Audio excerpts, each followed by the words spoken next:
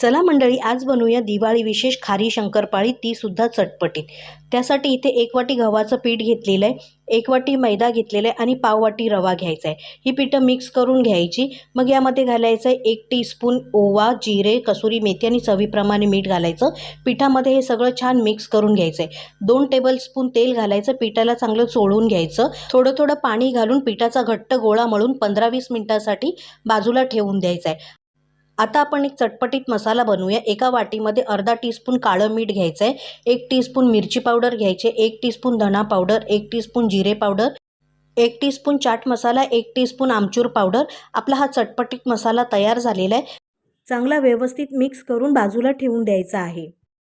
15 मिनिटांनंतर पीठ चांगलं भिजलेलं आहे। एक गोळा घ्यायचा, थोडंसं पीठ लावायचं आणि पातळ पोळी लाटायची आहे। जशी आपण चपाती करतो त्याच्यापेक्षा पातळ लाटायची, म्हणजे छान खुसखुशीत आणि कुरकुरीत होतात। आता मीडियम गॅसवरती शंकरपाळ्या तळून घ्यायच्या। तेल चांगलं तापलं की शंकरपाळ्या थोड्या थोड्या घालायच्या आणि सोनेरी रंग येईपर्यंत आणि कुरकुरीत होईपर्यंत तळून घ्यायच्या आहेत। पटपट होतात, यांना वेळ लागत नाही। पण पहिली बॅच झाली की लगेच त्यावरती गरम असतानाच मसाला घालायचा, म्हणजे छान सगळ्या शंकरपाळ्यांना मसाला लागतो। अशी प्रत्येक बॅच तळली की पटकन मसाला घालायचा, गरम असतानाच मसाला चटपटीत छान लागतो। तयार आहेत आपल्या चटपटीत शंकरपाळ्या।